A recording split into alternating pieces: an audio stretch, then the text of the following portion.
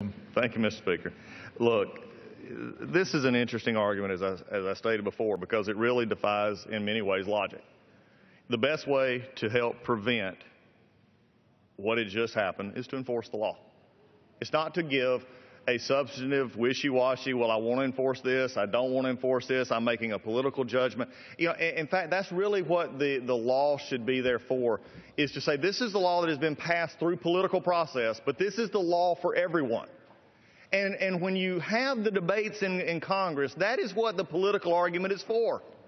And I don't disagree with my friend from Colorado. This is the part that we're supposed to debate. But once it leaves here, once it leaves and is printed and it is law and is signed, it is to be enforced.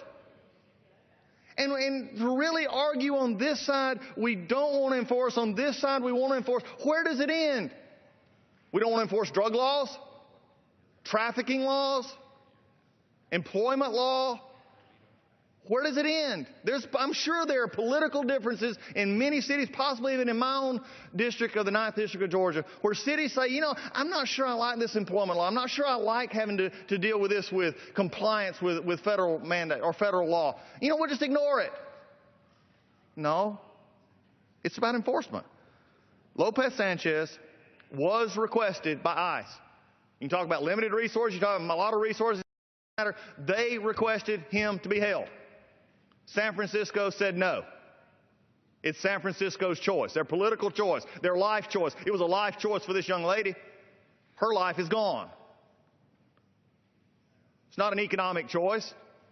It's a life choice. And their choice led to a life being taken. It's not about whether you like the law or not. It's not whether you have a view on the law or not. It's a matter of whether you will enforce the law or not. I just struggle with this. And I understand the interest of immigrant communities. I understand about good policing. My father was a state trooper. I understand the relationship between communities of all working together to provide a safer community. But sanctuary cities are sanctuaries for those who abide by the law, those who are here legally, those who want to live a prosperous life and just get up and go to work and not have to worry about being shot on the street by somebody who's being sanctuaried because they're here illegally. Not once, but multiple times over, has already been stated. This is not a judgment call. San Francisco could see this. They could see his record. They could see he'd been detained for illegally entry. This is not something it was frankly even close.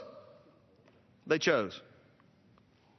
You know, the question remains, is do we enforce or do we not?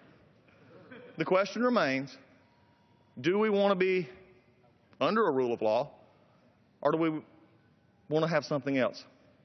And it's been brought up many times today of a bill in last Congress that was passed by the Senate that would be the panacea for everything and probably would help this, and that was the implication given.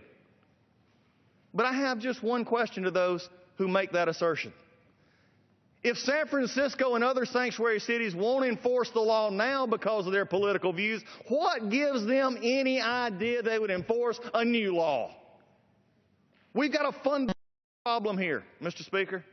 And the fundamental problem is political rule of law going to happen, or is the rule of law going to happen? Pass any bill you want, but if we allow them to ignore it without consequence, then you have no standard. You have no basis for debate. You have no place to move forward.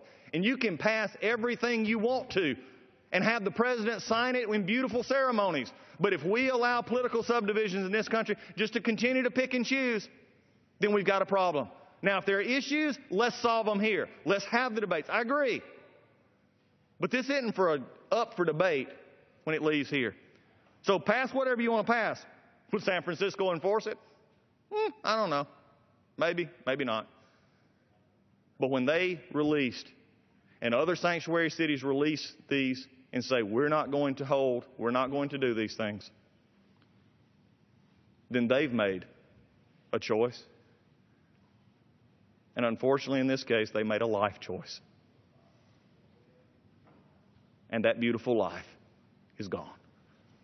This rule simply says, enforce the law. This rule says, this bill, we have law. It's what we've got right now. It's not your aspirational goal. It's the law. Simply enforce it.